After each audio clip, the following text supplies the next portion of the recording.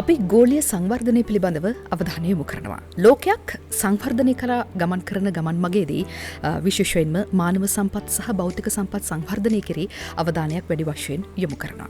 අපි ශ්‍රී ලාංකිකයන් විදිහටත් මේ මානව සහ භෞතික සම්පත් සංවර්ධනය කෙරෙහි අවධානය යොමු කරනවා වැඩි වශයෙන්. ඒ කෙසේ නමුත් ගෝලීය වශයෙන් පරිසර සංරක්ෂණය කෙරෙහි මේ හැම දෙයකටම වඩා අවධානයක් යොමු කරලා තිබෙනවා. සංරක්ෂණය සහ කළමනාකරණය කියන කාරණා දෙක කෙරෙහිම ගෝලීය වශයෙන් වැඩි අවධානයක් අද වෙනකොට යොමු වෙලා තිබෙනවා. ඉතින් ගෝලීය තත්ත්වයේ එහෙම වුණත් ශ්‍රී ලාංකිකයන් වශයෙන් අපේ ලංකාව තුළ මොන වගේ සංවර්ධනයක්ද පසුගිය කාල පරාසය තුළ සිදු වෙලා තිබෙන්නේ මේ පරිසරයේ සම්බන්ධයෙන්. අපි මේ පිළිබඳව වගේම ඉදිරියේදී අපේ ලංකාවේ පාරිසරික වෙනස්කම් සහ පාරිසරික සංරක්ෂණ හා කළමනාකරණ ක්ෂේත්‍රයේ වැඩපිළිවෙල මොන ආකාරයෙන්ද කියලා දැනගන්නට අද දවසේ සූදානම් DJI Talk වැඩසටහනේ. අද අපිත් එක්ක රජයේ ප්‍රවෘත්ති දෙපාර්තමේන්තුව ඔබ වෙත ගෙනෙන DJI Talk වැඩසටහනෙන් මේ පිළිබඳව කතා කරන්නට මැදිරියට පැමිණ සිටිනවා පරිසර නියෝජ්‍ය අමාත්‍ය ඇන්ටන් ජයකොඩි මහත්මයා. අයිබෝන් ඔබතුමාට. අයිබෝන්. නියෝජ්‍ය අමාත්‍යතුමනි, දැන් 1973 සිට මේ දක්වා එක්සත් ජාතීන්ගේ පරිසර වැඩසටහනෙන් ප්‍රකාශයට පත් කළ පරිදි ජූනි මාස 5 වෙනිදා අපි ජගත් පරිසර දිනය සමරනවා. අපි මහා විශාලයට ලෝකයක් විදිහට පරිසර සැමරුම් සිදු කරනවා. හැබැයි ලාංකිකයන් විදිහට අපිට අවශ්‍ය වෙන්නේ සැමරුම් නෙමෙයි, වැඩ කියලා මිනිස්සු ඉල්ලනවා. එතකොට ඔබ රජය බලයට පත් වෙලා මේ ගෙවුණු කෙටි කාල පරාසය තුළ මොනවද පරිසර ක්ෂේත්‍රය වෙනුවෙන් ජනතාවට පෙන්වන්නට පුළුවන් ජයග්‍රහණ අමාත්‍යතුමනි? අපි ඔබතුමී මතු කිරුවා වගේම 72 සිට 72 යෝජනාවට අනුව 73 සිට පරිසර දිනය සමරනවා ලෝකෙම.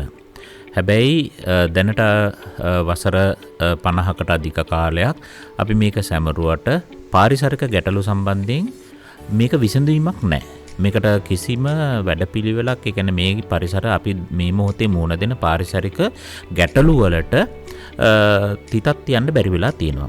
එතකොට ඒක ලෝකෙත් එහෙමයි, අපේ රටෙත් එහෙමයි.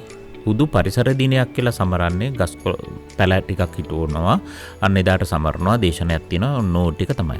ඉතින් අපි ජාතික ජනබලවේගයේ ආණ්ඩුව හැටියට බලයටපත් වෙලා දැනට පරිසර දින දෙකක් සැමරුවා. 2025 ජූනි 5 වෙනිදායි 2026 ජූනි 5 වෙනිදායි. එතකොට අපිට දැන් තියෙන්නේ මේ පරිසරයට සමගාමීව අපි මොකද්ද කරලා තියෙන්නේ. එතකොට අපි ගත්තොත් ගිය පාර 2026 තේමාව වුණේ එන්ඩින් ප්ලාස්ටික්. ඒක තමයි ජාත්‍යන්තර එක්සත් ජාතීන්ගේ සංවිධානය ප්‍රකාශයට පත් කරපු තීම් එක. අපි එදින විශාල වැඩ කොටසක් කරලා ඒ තේමාව ඔස්සේ අපි දිගටම ගියා. මොකද අපි එන්ඩින් ප්ලාස්ටික් භාවිතාව අඩු කර ගැනීම සඳහා අවශ්‍ය කරන වැඩපිළිවෙල අපි දිගටම ක්‍රියාත්මක කෙරුවා. ඒකේ එකක් හැටියට අපි දන්නවා විශාල shopping malls වල, shopping complex වල අපි shopping bags ප්‍රමාණය අවම කර ගැනීමට මධ්‍යම පරිසර අධිකාරියත් වෙළඳ අමාත්‍යාංශයත් එකතු වෙලා ඒකට මිලක් නියම කෙරුවා shopping bags වලට. එතකොට අපි සොයා බැලුවා මේකට චක්‍රලේඛය නිකුත් කෙරුවට පස්සේ ඒත් එක්කම 50%කින් මේ භාවිතාව අඩු වුණා. ඒක දැන් ටිකක් එහාට මෙහාට වැඩි වෙන්න පුළුවන්. මොකද කාලයත් එක්ක එහෙම වෙනවා. එතකොට ඒකෙන් අඩු වෙනවා. ඊට පස්සේ අපි කරපු වැඩේ ඇත්තටම ගත්තොත් පහුගිය ජූනි 1 වෙනිදා සිට රාජ්‍ය ආයතන වලට සිංගල් යූස්, ඒ කියන්නේ පොඩි ප්ලාස්ටික් බෝතල් සිංගල් යූස් ප්ලාස්ටික් මිලදී ගැනීම තහනම් කරලා චක්‍රලේඛයක් කැබිනට් පේපර් එකක් ඉදිරිපත් කරුවා. එතකොට ඒක හොඳයි. එතකොට අපිට පරිසරයට තියෙන ප්ලාස්ටික් මුදා හැරීම යම් පමණකට අවම කර ගැනීම තමයි මේකේ ප්‍රධානතම අරමුණ. ඊට පස්සේ අපි ගත්ත එකක් තමයි අපි හැමතැනම solid waste, ඒ කියන්නේ ඝන අපද්‍රව්‍ය තමයි ප්‍රධානතම ප්‍රශ්නය. මේ ඝන අපද්‍රව්‍ය වල ප්‍රධානතම ගැටලුව තමයි ප්ලාස්ටික්.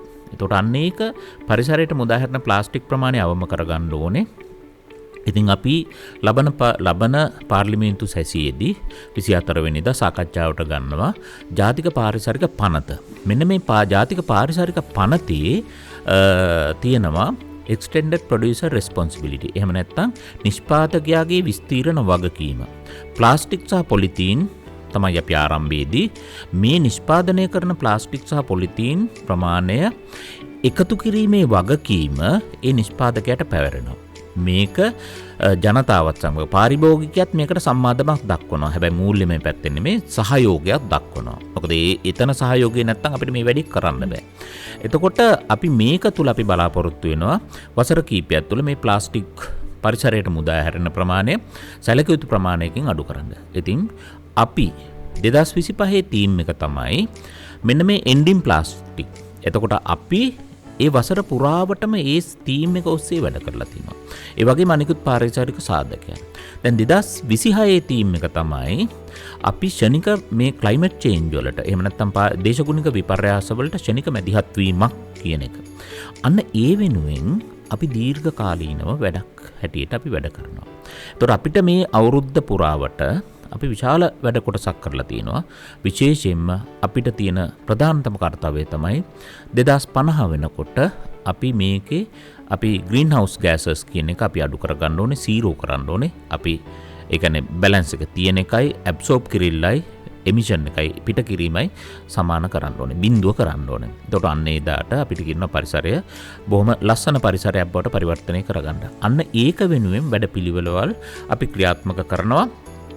අපි රජය හැටියට ආරම්භ කරපු දවසේ ඉඳලම මම හිතනවා මෙන්න මේ තීම් එකට අදාළව වැඩ කරලා තිනවා, වැඩ කරනවා. ඉස්සරහට අපි ඒක සම්බන්ධයෙන් දැන් නියෝජ්‍ය මැතිතුමනි දැන් ගිය වසරේ සිට මේ දක්වා ඒ පොලිතින් ප්ලාස්ටික් වැළැක්වීම වෙනුවෙන් අපි දන්නවා සාධනීය වැඩපිළිවෙලක් කරගෙන ආවා. දැන් මේ වෙනකොට කෙනෙක් සුපර් මාකට් එකකට යනකොට එහෙමත් නැත්නම් වෙළඳසැලකට යනකොට සමනෙන් වෙනම බෑග් එකක් අරගෙන යන්න පුරුදු වෙලා ඉන්නවා. ඒක දැන් කොටසක් බවට පරිවර්තනය වෙලා ඒක පිළිගන්නවා. දැන් ඔබ පිළිගන්න ආකාරයට ඔබ රජය කරපු සැලැස්ම සාධනීය ප්‍රතිඵල අරගෙන තිබෙනවද මේ වෙනකොට පොලිතින් ප්ලාස්ටික් භාවිතය අවම වෙලා තිබෙනවා කියලා වාර්තා මගින් පෙන්වලා දෙන්න පුළුවන් කමක් තිබුණාද? ඔව් පැහැදිලිවම අපි මෙන්න මේ shopping bags වලට අපි බැලුවා. shopping bags වලදී බලනකොට අපිට ආරම්භයේදී දැක්කා අපි කුඩා පරිමාණයේ ඔය මේ සිල්ලර කඩවල නෙමේ ඊට වැඩිය වැඩි ලොකු shopping complex වල මම නම් හැටියට කියන්න කැමති නැහැ. මොකද ඒක මෙතෙන්ට ආයතනයේ මෙයා ප්‍රොමෝට් කරන්න ඕනේ නැති නිසා. එතකොට අපි බැලුවා බලපුවාම අපිට ඒ shopping malls වල එහෙම නැත්නම් shopping complex වල මෙන්න මේ ප්ලාස්ටික් බෑග් එහෙම නැත්නම් අපි shopping bag කියන එක මේ shopping bag 50%කින් ආරම්භයේදී අඩු වෙලා තිබුණා. මේ වෙනකොට ඇත්තටම දල වශයෙන් 40%ක් විතරට වගේ අඩු වෙලා තියෙනවා භාවිතාව. ඉතින් අපි ඒක හිතනවා අපි ලොකු ජයග්‍රහණයක්. ඒ කියන්නේ වසරක් තුල වුණ ප්‍රගතියක්. ඔව් වසරක් තුල මේ චක්‍රලේඛය ගාලා මේ කැබිනට් පේපර් එකක් දාලා මේක මේ කැබිනට් පේපර් එක අපි බලාත්මක කෙරුවට පස්සේ මෙන්න මෙච්චරක ප්‍රමාණයක අඩු වෙලා තියෙනවා. ඉතින් ඒ වගේම අපි නිකන් ඉන්නේ අපි මම මේ දවස්වල කීපෙම පරිසර වැඩසටහනවලදී ඔය දරුවොත් එක්ක පාසල් දරුවොත් එක්ක සාකච්ඡා කරන්නේ. ඉතින් අපි ඒකෙදී අපි උත්සාහ කරන්නේ අම්මා තාත්තා මොන හරි බඩු ගේන්න යනකොට ඒ දරුවට තියෙන ලොකු මේ දැනුමත් එක්ක ඒ දරුවා අම්මට තාත්තට කියනවා නම් shopping bag එක වෙනුවට මෙන්න මේ bag එකට බඩු ටික දාගෙන එන්න. අන්න ඒ වෙනි තත්ත්වයක් අපි ගෙදරින්ම දරුවා ඒ තැනටපත් කරගන්න අපි ඒක ලොකු ජයග්‍රහණයක්. ඒක ආකල්පමය වෙනසක්. දරුවන්ගේ දෙමව්පියන්ගේ මේ රටේ සියලු පුරවැසියන්ගේ ආකල්පමය වෙනසක් වෙනුවෙන් අපි වැඩ කරනවා. ඒ වෙනුවෙන් වැඩ කටයුතු ක්‍රියාත්මක කරනවා නීතියකට එහා. දැන් නීති පිළිබඳව කතා කරනකොට දැන් ඔබ මුලින් මතක් කරා මේ පරිසර පනත පිළිබඳව. අපි දන්නවා අපේ රටේ තිබුණා පරිසර පනතක් වසර 20කට වඩා එහා ඉතිහාසයක පරිසර පනතක්. හැබැයි මේ කඩිමුඩිම ඔබ රජයේ ඇයි මේ පනත වෙනස් කළේ? 20ක් නෙමෙයි ඊට වැඩි. ඇත්තටම මේ පරිසර පනත එන්නේ 1980. ඒතකොට ඊට කලින් ගත්තොත් එහෙම පරිසරය සම්බන්ධයෙන් පනත් මේ පනත්වල අඩංගු තියෙනවා එක පනත්වල මට මතක විදිහට දල වශයෙන් 100කට විතර වගේ පනත්වල බහුල ලෙස මේ පරිසරය සම්බන්ධයෙන් වගන්ති කොටස් එකතු වෙලා තියෙනවා. ඒතකොට 1980 දී මේ පාරිසරික පනත යෝජනා වෙනවා. ඒකට විවිධ හේතු තියෙනවා දේශපාලනික හේතු. මොකද අපි ඒ වෙනකොට අපි 2070 අගභාගයේ වෙනකොට ශ්‍රී ලංකාවත් අපි ඕපන් ඉකොනොමි කියන්නේ නියෝ ලිබරලිසම් නව ලිබරල් ආර්ථිකයට අනුගත වෙනවා. හොඳ හෝ නරක. එතකොට මෙන්න මේකෙදි එක කොන්දේසියක් තමයි විශේෂයෙන්ම ජාත්‍යන්තර මූල්‍ය ආයතන ණය දීමේදී සහ පාසුකම් සැපයීමේදී ඒගොල්ලෝ බලනවා පරිසරය සම්බන්ධයෙන් කොටසක්. ඒක ආරම්භයේදී හොඳටම ක්‍රියාත්මක වුණාද නොවුණාද කියන එක වෙනම එකක්. ඒතර මෙන්න මේකත් එක්ක පරිසර පනතක අවශ්‍යතාව වෙනවා. ඒ ඔස්සේ එනවා පරිසර පනත 1980 දී. ඊට පස්සේ ඒක බලාත්මක කරන්න ඒක ක්‍රියාත්මක කරන්න මධ්‍යම පරිසර අධිකාරිය ක්‍රියාත්මක කරන 1981 දී. ඊට පස්සේ මේකට සංශෝධනයක් වෙනවා 1988 දී. මේකට තායි සංශෝධනයක් වෙනවා 2000 දී. වසර 26ක් තුල මේක සංශෝධනයට ලක් වෙලා නැහැ. ඒතකොට අපි බලන්න ඕනේ මෙන්න මේ වසර 26ක් තුල පරිසරයට වෙනස්කම් මොනවද? මම උදාහරණයක් ඇටියට කිව්වොත් අපි දන්නවා ගෝලීය උෂ්ණත්වය ඉහළ යාම නිසා දැඩි වර්ෂාවක් වෙනවා. ඒ වගේම ඉතා කෙටි කාලයක් තුල නියඟ තත්ත්වයක් අඩු වතුර අඩු ක්‍රමක් එනවා. අපි පීඩා විඳින්නේ වතුර වැඩිකම සහ වතුර අඩුකම. එතකොට දැන් වසර 25ක් විතර වගේ ආසන්න කාලයකදී අපේ ජලය වාෂ්ප වීම දෙගුණ වෙලා තියෙනවා. අපේ පරිසර පනත එහෙම්මමයි. හරි. ඒතර මේකේ තියෙන උෂ්ණත්වය ගත්තොත් දල වශයෙන් මේ වෙනකොට සෙන්ටිග්‍රේඩ් අංශක 1කින් විතර වගේ ඉහළ ගිහිල්ලා තියෙනවා. එතකොට අපේ පරිසර පනත එහෙම්මමයි. එතකොට මේ වසර 25ක් 26ක කාලයක් තුල වනාන්තර ප්‍රමාණය අඩු වෙලා තියෙනවා. ආක්‍රමණික ශාක වැඩි වෙලා තියෙනවා. අපේ තෙත්බිම් ටික විශාල වශයෙන් අනතුරකට ලක් වෙලා තියෙනවා. අපි වායුගෝලය එහෙම්මමයි. ඒත් එහෙම්මමයි. අපේ ජලය දූෂණයට ලක් වෙලා තියෙනවා. ශීඝ්‍ර ලෙස දූෂණයකට ලක් වෙලා තියෙනවා මේ වසර 26 තුල. මම කියන්නේ ඊට කලින් දූෂණයට ලක් වෙලා තියෙනවා. මේකත් ලක් වෙලා තියෙනවා. එතකොට අපි පාරිසරික පනත, අපේ ශබ්දයත් එහෙමයි. එතකොට අපි පාරිසරික පනත එහෙම්මමයි. අවුරුදු 26ක් පරණයි.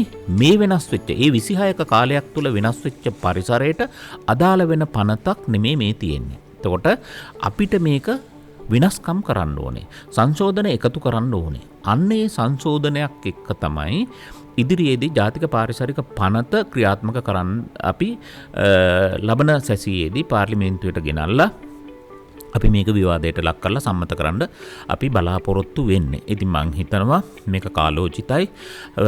විවිධ ආණ්ඩු විවිධ උත්සාහයන් දරුවා මේ පාරිසරික පනත ගේන්න. ඒතර මේ පාරිසරික පනත ගෙනාන්න ඒගොල්ලෝ උත්සාහ කරුවට නමුත් ඒගොල්ලන්ට බැරි වුණා විවිධ හේතු වුණා. නමුත් අපි රජයක් හැටියට මේ රජය ජනාධිපතිතුමා මේ රජය ගත්තොත් පරිසර හිතකාමී. පරිසරයට ලැබී පරිසරයට ආදරේ. ඉතින් අපි ඒ වෙනුවෙන් වැඩ කරනවා. පරිසර පනත අපි ගේනවා මොකටද? මිනිස්සුන්ට නීති පනවන්න නෙමේ මේ පරිසරය ආරක්ෂා කර ගැනීම, මේ පරිසරය කළමනාකරණය කරන්න, මේ පරිසරය තිරසාරව අපි කළමනාකරණය කරලා අපේ අනාගත පරපුර වෙනුවෙන් මේ පරිසරය බාර දෙන්න. එතකොට අපිට අපි කියන අපේ පොලිටිකල් තීම් එක වෙන්නේ පොහොසත් රටක ලස්සන ජීවිතයක්. ඒ ලස්සන ජීවිතයක් ගත කරන්න නම් හොඳ පරිසරයක් තියෙන්න වෙන. අන්න ඒක වෙනුවෙන් ජාතික ජනබලවේගයේ රජය ක්‍රියාත්මක වෙනවා. ඒ වෙනුවෙන් අවශ්‍ය කරන එකක් හැටියට අපිට කියන්න පුළුවන් මේ පාරිසරික පනත.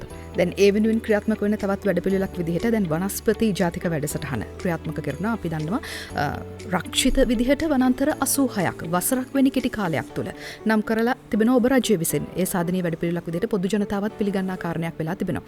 හැබැයි ජනතාවගෙන්ම එල්ලවෙන අනික් චෝදනාව තමයි වනාන්තර 86ක් මේ විදිහට රක්ෂිත බවට පත් කළා වුණත් වනාන්තර හෙලිපෙලි කිරීම, ඒ වගේම තමයි ඉඩම් අත්පත් කර ගැනීම, ගස් කැපීම මේවා නැවතිලා නැහැ කියන කාරණේ. ඒකට නීති ක්‍රියාත්මක වීමේ මන්දගාමීත්වයක් තිබෙනවා කිව්වොත් ඔබ පිළිගන්නවද? ඔව්.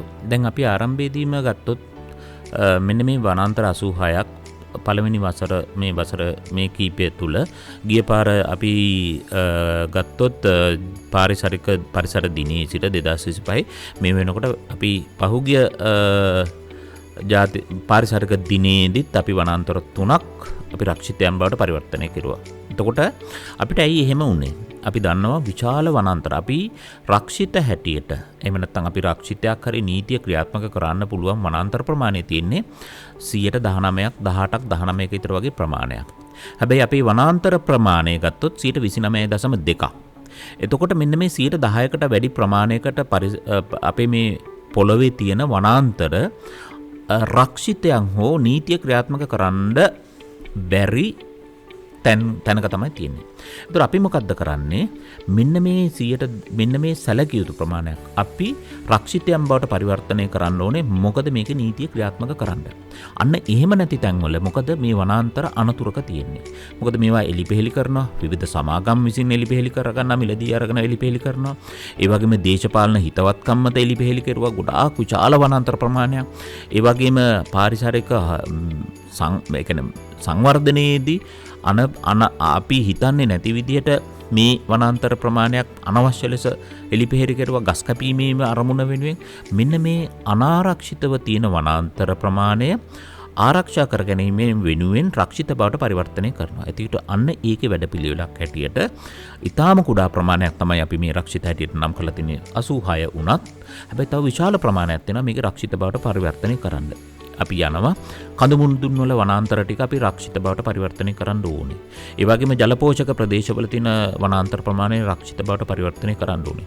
අපි අන්න ඒක වෙනුවෙන් මේ වනස්පති වැඩසටහන ඉස්සරහට අපි ක්‍රියාත්මක කරනවා. මේක ආරම්භයේ පමණයි.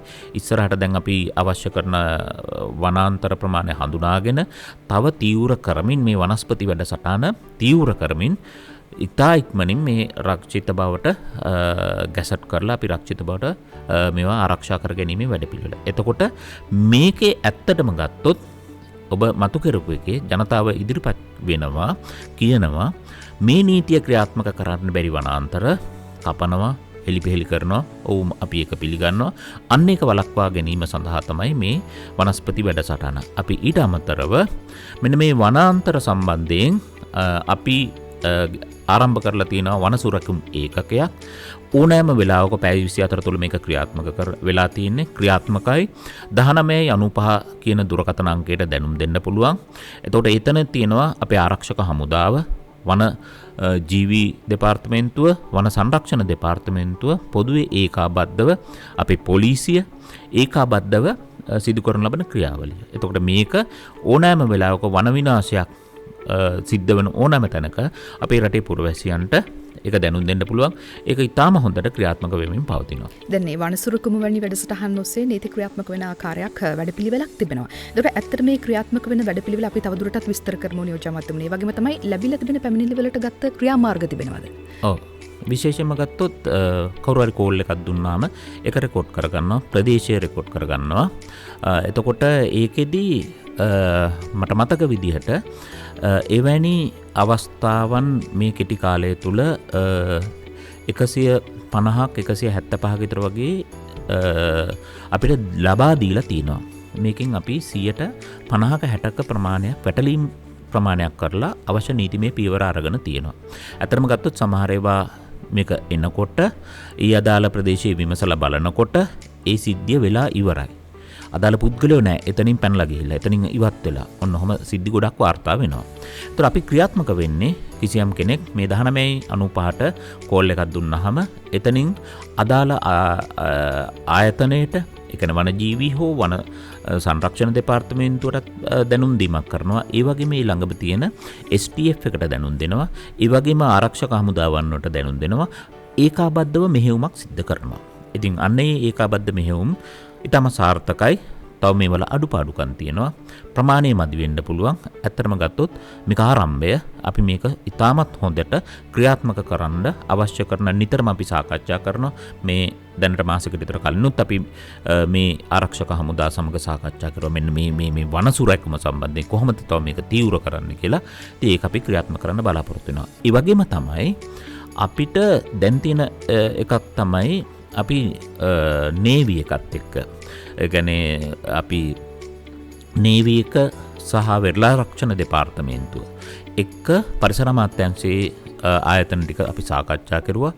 මොකද මුහුදේ පවතින අපි දන්නවා ඩයිනමයිට් දාලා විශාල මාළු මත්ස්‍ය ප්‍රමාණයක් මරනවා. ඒ වගේම බොටම් රෝලිං තුල විශාල මත්ස්‍ය අභිජනන සහ ඒවා ටික විනාශ කරනවා. ඒ වගේම අපි දන්නවා කොරල් පර විනාශ වෙනවා, සීග්‍රාස් විනාශ වෙනවා. අපි මේ මුහුද මල මුහුදක් බවට පරිවර්තනය වෙමින් පවතිනවා. ඉතින් අන්න ඒක නිසා අපි ඒකට වැඩපිළිවෙලක් මෙවැනිම ආකාරයේ දින කියන්නේ පැය 24 තුලම ක්‍රියාත්මක වන දැනුම් දෙන්න පුළුවන් ඒකකයක් අපි ඉස්සරහට ආරක්ෂක අමාත්‍යාංශයයි පරිසර අමාත්‍යාංශයයි අනිකුත් දීවර අමාත්‍යාංශයයි ඕකාබද්ධ කරලා අපි එවැනි තැනකටත් අපි මේ වනසුරකම වගේම ඉස්සරහට අපි ඒකත් ක්‍රියාත්මක කරන්න යනවා. මොකද අපිට මේ ගොඩබිම තියෙන පරිසරය වගේම සාගරයේ තියෙන පරිසරයත් ඉතාමත්ම වටිනවා මේ පරිසර පද්ධතියේ සුරකම වෙනුවෙන්. දැන් පරිසර සංරක්ෂණය කළමනාකරණය මේ දේවල් ගැන කතා කරනකොට අපේ රටේ ප්‍රධාන ගැටලුවක් තමයි අපි ඊළඟට අවධානය යොමු කරන්නේ තමයි අලිමිනිස් ගැටුම කියන කාරණේ. අලිමිනිස් ගැටුමට රජය මැදිහත් වෙලා තිබෙනවා. සාධනීය වැඩපිළිවෙළ රැසක් අරගෙන තිබෙනවා. අපි දන්නවා පසුගිය මේ මෑත කාලීනව අලිමංකඩ කිහිපයක් ගැසට් කළා අලුතෙන්. හැබැයි ජනතාවගෙන් චෝදනාවක් එල්ල වෙනවා. ඒ තමයි ග්‍රාමීය ප්‍රදේශවල සිටින අලි ගැටුමට මැදිහත් වෙන ජනතාව ගෙනෙන චෝදනාවක් තමයි අපේ ජීවිත රැකෙන්නේ කවදද? කවද්ද ඇමතිතුමනි? මේ ප්‍රශ්නය ඇත්තටම ගත්තොත් අපි මේ ඇවිල්ලා අවුරුද්දකින් ඇතිවෙච්ච ප්‍රශ්නයක් නෙමෙයි.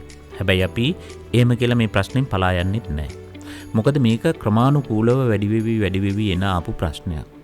දැන් ඇත්තටම ගත්තොත් මේකට ප්‍රධානතම හේතුව හැටියට අපි දකිනවා මෙහි ඉන්න ලෝකෙ තියෙන වැඩිම අලි ගණත්වයක් තියෙන රට මේක. මේ වර්ග කිලෝමීටර් 65610 තුල 44ක් වනාන්තර භූමි ප්‍රමාණයක් 44ක භූමි ප්‍රමාණයක් අලිත් පාවිච්චි කරනවා, මිනිස්සුත් පාවිච්චි කරනවා. ඒ වගේම තව 30ක් 40ක විතර වගේ ප්‍රමාණයක් අලි නෑ. ඊටු ටික රක්ෂිත. ඒකේ අලි විතරයි ඉන්නේ. එතකොට මෙන්න මේ ගැටලුවේදී අපි වැඩිම අලි ගණත්වයක් තියෙන භූමියක්. ඒ වගේම වැඩිම මිනිස්සුන්ගේ ඝනත්වය තියෙන භූමියක්. population density එක මේ චීනයට වඩා වැඩි, ඉන්දියාවට වඩා වැඩි. එතකොට මේ ඝට්ටනයක් තියෙනවා. හරි සංකීර්ණයි. එතකොට අපිට තියෙනවා මේක අවම කර ගැනීමට. එතකොට මෙන්න මේ අවම කර ගැනීම සඳහා අපි රජයේ හැටියට මේ අවුරුද්ද තුල අපි මේකට අවශ්‍ය කරන සේවකයන් බඳවා ගැනීම සඳහා අවශ්‍ය පියවර අරගෙන තියෙනවා.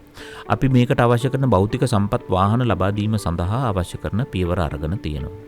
ඒ වගේම ජනාධිපතිතුමාත් එක්කත් උපදෙස් මතත් අපි සාකච්ඡා කරලා තියෙනවා කීප පතක්ම. අපි දිස්ත්‍රික්ක මට්ටමින් අලි මේ ගැටුම වළක්වා ගැනීම සඳහා කමිටු හදලා තියෙනවා. ඒකේ දිස්ත්‍රික් ලේකම්තුමා ප්‍රමුඛව හදාගත්තු කමිටු. ඒතර මෙන්න මේවත් එක්ක ඒගොල්ලෝ ඉදිරිපත් කරන අවශ්‍ය කරන පියවරවල් අරගෙන තියෙනවා. ඒතර ඒකේ එක පියවරක් තමයි දැන් අපි ලොකුම ගැටලුවකට මුහුණ දීලා තියෙන්නේ අලිමං කඩවල් ටික නිදහස් කරගන්න බෑ. නමුත් අපි කොච්චර අමාරුකම් තිබුණත් අපි ආරම්භ කෙරුවා. ගිය පාර පරිසර දිනේදී අපි ජනාධිපතිතුමාට බාර දුන්නා සංකේතාත්මකව අලිමං කඩවල් 3ක්. විශේෂයෙන්ම හම්බන්තොට දිස්ත්‍රික්කයේත් මොනරාගල දිස්ත්‍රික්කයේ. එතකොට මේ වගේම විද්‍යාත්මකව හඳුනාගත්තු අලි එක වනාන්තරයක සිට අනිත් වනාන්තරයට පියමන් කරන්න අවශ්‍ය කරන මාර්ගය රක්ෂිතයක් හැටියට අලිමංකඩක් හැටියට ගැසට් කරලා ආරක්ෂා කරලා අලින්ට නිදහසේ ගමන් කිරීම තමයි අපේ මේ බලාපොරොත්තුව. හැබැයි දැන් මොකද වෙලා තියෙන්නේ? මේ ගමන් කරන මාර්ග අවහිර කරලා භූමීන් අත්පත් කරගෙන සමහර ඒවා නැවත සංවර්ධන කටයුතු වලට අරගෙන ඉතින් මෙන්න මේ ගැටලුව නිසා අලි ගම්බදිනවා. ඒකට අපිට දැන් තියෙන්නේ එක පියවරක් අලිමං කඩවල් ටික නිදහස් කරගන්න ඕනේ. අපි ඒ වෙනුවෙන් වැඩ කටයුතු සූදානම් කරන වැඩ කටයුතු ක්‍රියාත්මක කරමින් පවතිනවා. ඒ වගේම තමයි සුපෝෂණ කටයුත්ත වනාන්තර ඇතුලේ මේ ගෝලීය උෂ්ණත්වය ඉහළ යamat එක්ක ආක්‍රමණික ශාක විශාල වශයෙන් පැතිරලා තියෙනවා. අලින්ට කණ්ඩ ඕන කරන ආහාර ප්‍රමාණය දැන් නැහැ. දැන් රිටිගල වෙන් කරලා තිබෙනවා නේද අලින් වෙනුවෙන්? ඒ කියන්නේ රිටිගලට ගිහිල්ලා අලින් වෙනම කලාපයක් විදිහට රිටිගල අලින්ට වෙනම වැටක් ගහලා විශේෂයෙන්ම ගම්වදින දරුණු අලින්ව ඒ ස්ථානයට ගිහිල්ලා මුදා හැරලා අලින් එතන රැකබලා ගැනීමක් සිද්ධ කරනවා. සමහර අලි එතෙන්ට ගිහිල්ලා දාපුවාම කොහොම හරි කරලා වැටවල් කඩාගෙන පැනලා එහෙම ආපු අවස්ථාත් තියෙනවා. නැතුව නෙමෙයි. ඒතර අපි මේකට ගිහිල්ලා මේක තියෙන්නේ අන්න ඒ වැනි ආකාරයේ අලි ප්‍රමාණයක් ඇත්තරම ගත්තොත් මිනිස්සුන්ගෙන් මේ අලි ආරක්ෂා කරගන්නත් ඕනේ, අලින්ගෙන් මිනිස්සු ආරක්ෂා කරගන්නත් ඕනේ. අන්න එහෙම හඳුනාගත්තු අලින්ව මේ ස්ථානයේ වාසය කරන්න අවශ්‍ය කරන භූමි ප්‍රමාණයක් තමයි වැටක් ගහලා වෙන් කරලා තියෙන්නේ. ඉතින් ඒකට සමහර ඔය පාරිසරික සංවිධාන විසින් ඒගොල්ලෝ තනකොළ වවලා ඒ අලින්ට කෑම සුලභ කරන්න අවශ්‍ය කරන වැඩපිළිවෙළු තියෙනවා. ඒකට ඔන්න ඔය කොටස තියෙනවා අපි රිටිගල. එතකොට මෙන්න මේකට අමතරව තමයි අපි අර ඊයේ පෙරේද නම් කරපු තවත් ඔය රිටිගල වනාන්තරය ගැසට් කරපු එකක් තියෙන්නේ. මේක අනාරක්ෂිත විච්ච වනාන්තරයක්. රිටිගල දැඩි රක්ෂිතයට අමතරව යාබදව තියෙන තවත් වනාන්තරයක්. ඒවා අපි ගැසට් කරුවේ. දැන් නියෝජ්‍ය අමාත්‍යතුමනි දැන් අපි දන්නවා පසුගිය කාල පරාසය තුළ දේශගුණික විපර්යාසයන් රැසකට අපි මුහුණ දුන්නා. දිට්ඨාසල කුණාටුව වැනි තත්ත්වයන් ආවා. නායම් තත්ත්වයන් වලට මුහුණ දුන්නා. ගංවතුරු තත්ත්වයන් ඉහළ ගියා. මෙහිදී රාජ්‍ය යාන්ත්‍රණය විශේෂයෙන්ම ප්‍රධාන රාජ්‍ය ආයතන මන්දගාමීත්වයෙන් ක්‍රියාත්මක වුණා. ඒ කියන්නේ පෙර සූදානමක් තිබුණේ නැහැ කියලා ජනතාවගෙන් චෝදනාවක් එළවෙනවා. අපි දන්නවා පසු ක්‍රියාමාර්ග බොහොම සාධනීයයි. රීබිල්ඩින් ශ්‍රී ලංකාව වැනි අරමුදල් පිහිටවමින් රජය මගින් විශාල සංවර්ධන වැඩපිළිවෙලක් මේ වන විටත් නැවත සංවර්ධනය කිරීමේ කටයුතු ක්‍රියාත්මක වෙනවා. හැබැයි දැන් ඉදිරියේදීත් එල් නිනියෝ තත්ත්වයක් ඇති වේවි කියලා දැන් මේ වෙනකොට කාලගුණ අංශ අනාවැකි පළ කරනවා. මේ සඳහා ඉදිරි ක්‍රියාමාර්ග මොනවද? ඉදිරි සැලසුම් මොනවද? පසුගිය සැලසුම් වලට එහා ගිය සංවර්ධනයක් ඉදිරියේදී ඔබ අංශවල ක්‍රියාත්මක වෙනවද? විශේෂයෙන්ම කියන්න ඕනේ අපි දිත්වා එක ගත්තොත් අපි කවදාවත් නොහිතන ආකාරයේ වර්ෂාපතනයක් ලැබීම හේතුවෙන් මේ රටම වෙලාගත්තු ව්‍යසනයක් බවට පරිවර්තනය වුණා. එතකොට ඒකෙදී අපි විවසනය අති ප්‍රබලයි. කිසිම දවසක අපි එවැනි විවසනයක් දැකලා නැහැ. සුනාමි අනපේක්ෂිතයි සුනාමිය වගේ මම හිතන්නේ 10-15 ගුණයක විවසනයක්. එතකොට මේක ගත්තොත් එහෙම පොදුවේ ගත්තොත් මොන අඩුපාඩුකම් තිබුණත් අපි මේ රටේ ජනතාව මේ රටේ ආණ්ඩුව ජනාධිපතිතුමාගේ සිට මේ රටේ මැති ඇමතුරු ඒ වගේම මේ රටේ മന്ത്രിවරු ඒ වගේම මෙහි තියෙන ප්‍රාදේශීය ඒ කියන්නේ පළාත් පාලන ආයතන මේ රටේ රාජ්‍ය සේවකයෝ මේ රටේ පොලිසිය ත්‍රිවිධ හමුදාව මේ රටේ ජනතාව එක්කාසු වෙලා මේක අපි කියනවා මේ පිම්මක් පැන්නා. මොකද මේක අපිට ඇතිවෙච්ච අභියෝගයක් හැටියට අපි සලකලා මේක පිම්මක් පැන්නා. ඊටම කෙටි කාලයකදී අපි මේකෙන් ගොඩ එන්න සමත් වුණා. තම වැඩ තියෙනවා. දැන් මම ඊයේ කියන්නේ නව රෝඩ් මැප් එකක් ඒ වෙනුවෙන් හඳුන්වා දීලා තියෙනව නේද? ඔව් ඒ වෙනුවෙන් ඇත්තටම ගත්තොත් මේක කෙටි කාලීන එකක් නෙමෙයි මේක දීර්ඝ කාලීන වැඩපිළිවෙලක් එක තමයි යන්නේ. දැන් උදාහරණයක් ඇටියට මම කියන්නම් ඔබතුමියට NBRI ආයතනය National Building Research ඕගනයිසේෂන් එක දැන් ඉන්ස්ටිටියුට් පරීක්ෂණ ආයතනය බවට පත් වෙලා තිනවා. ඒතර මේගොල්ලෝ කරපු මැදිහත් වීම මත දැනුවත් කිරීම මත සමහර ගම්මාන පිටින්ම ඒ ලක්ෂණයන් නැති වෙච්ච ගම මිලිමීටර් 150ට වඩා වැඩි වර්ෂාපතනයක් ලැබිච්ච ගාම ඒක අනාරක්ෂිතයි කියලා ඉවත් වෙච්ච ගම්මාන තිබුණා. ඉවත් වෙච්ච නිවාස තිබුණා. අන්න ඒක තුල විශාල ජීවිත ප්‍රමාණයක් රැකුණා. ඒ වගේම තමයි තව සමහර ප්‍රදේශ තිබුණා කවදාවත් අනතුරක සියාවක්වත් තිබිච්ච නැති ප්‍රදේශවලට මෙන්න මේ නායයන් අනතුරු ඇවිල්ලා විනාශ වෙච්ච තැන් තිබුණා. මේක මේ ඒකයි මම කිව්වේ අපි මේ අනතුර අනපේක්ෂිතයි. ඉතින් අපි දන්නවා මේකට කෙටි කාලීන විසඳුමකට එහා ගිය දීර්ඝ කාලීන විසඳුමක් ඕනේ. අපි මේකට මොකද්ද කරන්නේ? ඒතකොට පරිසර අමාත්‍යාංශය හැටියට අපි මොකද්ද කරන්නේ? එකක් තමයි අපිට තියෙනවා අපිට ඔබ මතු කරපු විදිහට දිත්වා එක වගේම අපේ එල්නිනෝ තත්ත්වයක් ඉදිරියේදී ඇතිවේ. එතකොට මේකෙත් තියෙන්නේ ඇත්තටම ගත්තොත් මේක හරියටම විග්‍රහ කරගත්තොත් පැසිෆික් සාගරයේ උෂ්ණත්වය වැඩිවීම සමකයාවට උෂ්ණත්වය වැඩිවීම නිසා මෙහාට මේ හීට් වේව්ස් එහෙම නැත්නම් උෂ්ණාධික තරංග ගමන් කරනවා. එතකොට මෙන්න මේ උෂ්ණාධික තරංග ගමන් කරනකොට මේ වෙනකොට ඒකේ සිග්නල්ස් මතුවලා තියෙනවා. සෙන්ටිග්‍රේඩ් අංශක 1.5කට විතර වගේ ආසන්න ප්‍රමාණයකින් එහි උෂ්ණත්වය වැඩි වෙලා තියෙනවා. මේක වැඩි වෙයි කියලා ඉස්සරහට බලාපොරොත්තු වෙනවා ඉදිරි මාස 2-3ේදී. එතකොට මෙන්න මේ හීට් වේව්ස් එක අපේ තියෙන මේ සුළං රටා අපේ තියෙන මේ මෝසම් සුළං රටා වෙනස් වීමකට භාජනය වෙනවා. එක අංශකයකින් මේක මාරු වුණොත් අපිට විශාල පාරිසරික ඩැමේජ් එකක් වෙනස්කමකට භාජනය වෙනවා. එතකොට අපේ භූමිය සමහර ප්‍රදේශවලට ජල හිගකමක් ඇති වෙනවා. නියක තත්ත්වයක් ඇති වෙන්න පුළුවන්. සමහර ප්‍රදේශවලට වැසි ලැබෙන්න පුළුවන්. සමහර ප්‍රදේශවලට වැස්ස වැඩිපුර ලැබෙන්න පුළුවන්. එතකොට මෙන්න මේක තමයි දැන් අපි කරන්න ඕනේ. එතකොට අපි මේකට පරිසර අමාත්‍යාංශය හැටියට දීර්ඝකාලීන වැඩපිළිවෙලක් හැටියට ජල සම්පත් වෝටර් රිසෝස් බෝඩ් එක එක්ක අපි වැඩක් ක්‍රියාත්මක කරනවා. එකක් මේකේ තියෙන භූගත ජලය සහ මතුපිට ජලය ආරක්ෂා කිරීම වෙනුවෙන් තිරසර දියවර කියන වැඩසටහනත් එක්ක අපි වැඩක් කරනවා. මේකේ ජලය මේ භූගත ජලය ජලදරයන් ආරක්ෂා කිරීමට දිය උල්පත් ආරක්ෂා කිරීමට ජල සම්පත් මණ්ඩලයත් මධ්‍යම පරිසර අධිකාරියත් එකතු වෙලා මේ ජල උල්පත් සුරකීම වෙනුවෙන් ජල දරයන් සුරකීම වෙනුවෙන් අවශ්‍ය කරන වැඩපිළිවෙල. ඒ වගේම ජල දරයන් කොහොමද කොච්චර ප්‍රමාණයක් තියෙනවද කියලා සිතියම්ගත කිරීමේ වැඩපිළිවෙලකුත් යනවා. ඒ වගේම මේක දූෂණයට ලක් වෙමින් පවතිනවා දැඩි ලෙස. මේක දූෂණය මේ වෙලාවේ දූෂණය කොහොමද කියලා බලන්න සිතියම්ගත වෙන බේස්ලයින් මැප් ප්‍රමාණයක් නිර්මාණය කරමින් යනවා. ඉතින් අපි ඉදිරියට මේක තව තීව්‍ර කරනවා. මේ පොළවේ ජලය තබාගත හැකි කාලපරාසය අපි වැඩි කරගන්න ඕනේ. ඉතින් අන්න ඒක වෙනුවෙන් ජල සම්පත් මණ්ඩලය විශාල කාර්යයක් කරනවා. මධ්‍යම පරිසර අධිකාරියත් විශාල කාර්යයක් කරනවා. දැන් ඔබ මතු කරන එකේදී තියෙන්නේ අපි ශනිකව මැදිහත් වෙන්නේ කොහොමද? ඉතින් මම හිතනවා අපේ ආපදා කළමනාකරණ දෙපාර්තමේන්තුව ඊයේ ජනාධිපතිතුමා විශේෂ සාකච්ඡාවක් ගත්ත අපි කොහොමද මේකට මුහුණ දෙන්නේ කියන එක.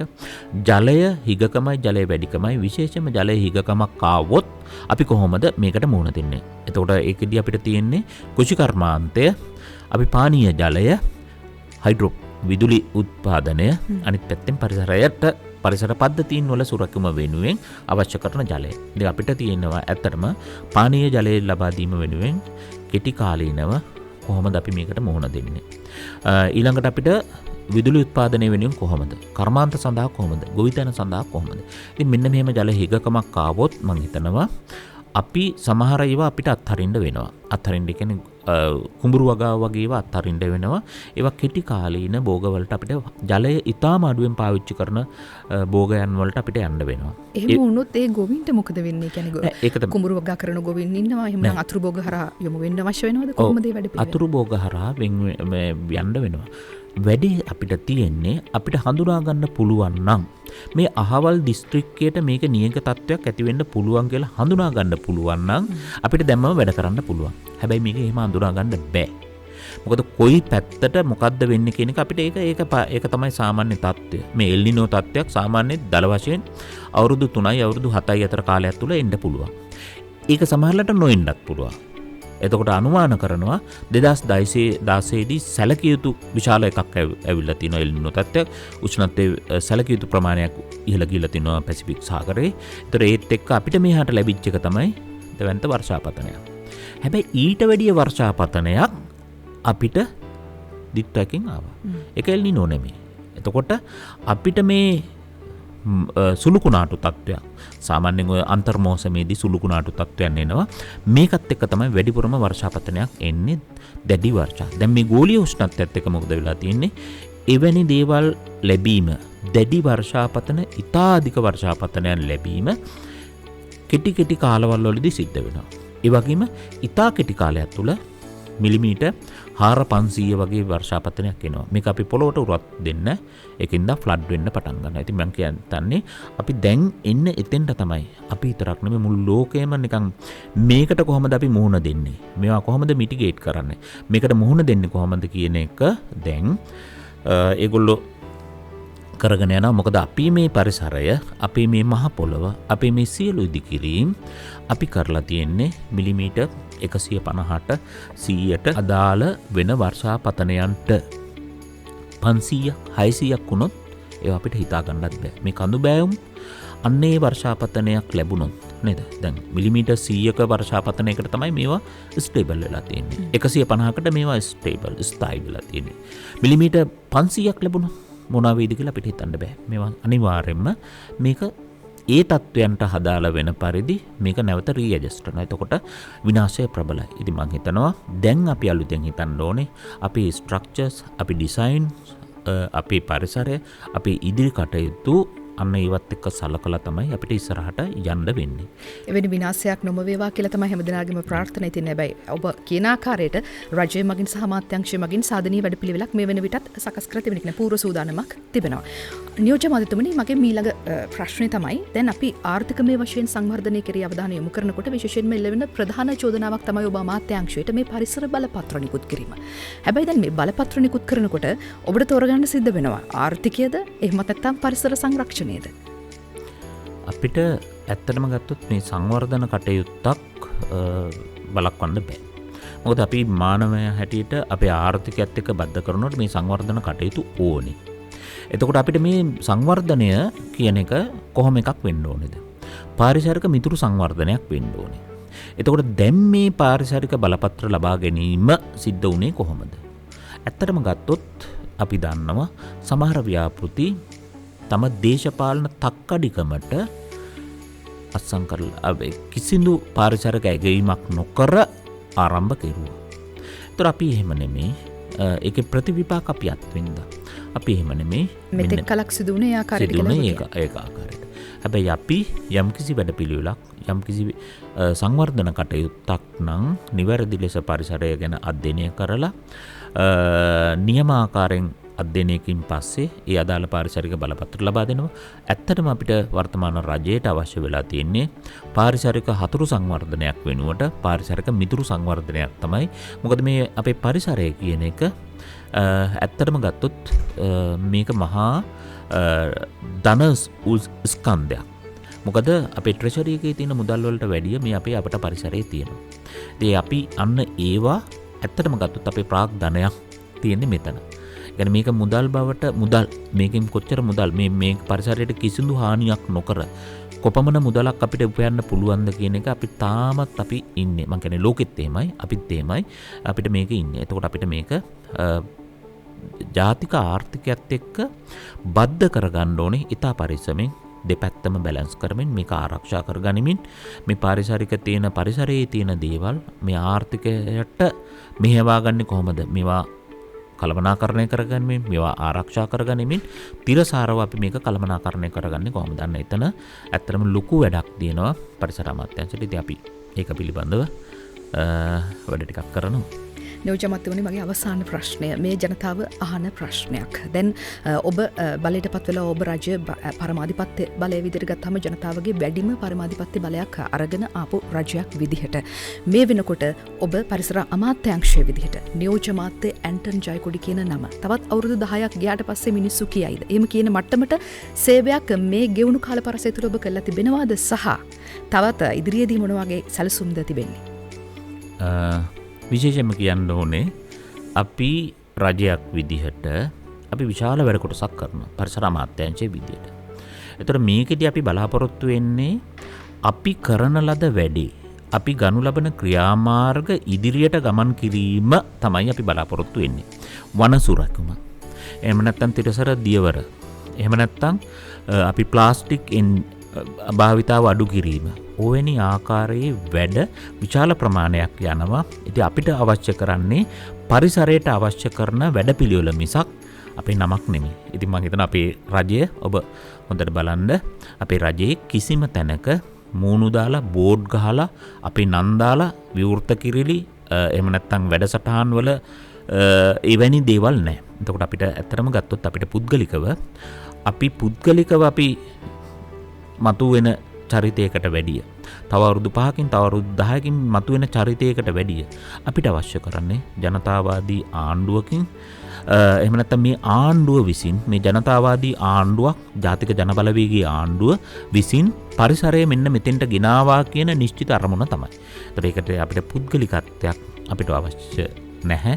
අපිට සාමූහිකත්වයේ මත ගොඩනගන පරිසරයක් ඉතින් අපි බලාපොරොත්තු වෙන්නේ අන්න එතෙන්ට.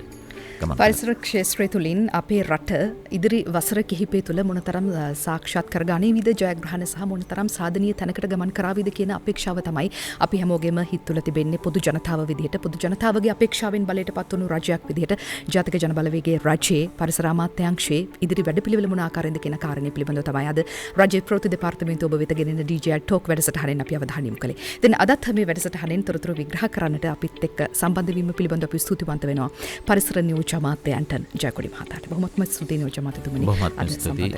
බොහොමත්ම ස්තුතියි DJI ටෝක්ස් වැඩසටහනට අපිට ආරාධනා කිරීම සම්බන්ධයෙන්.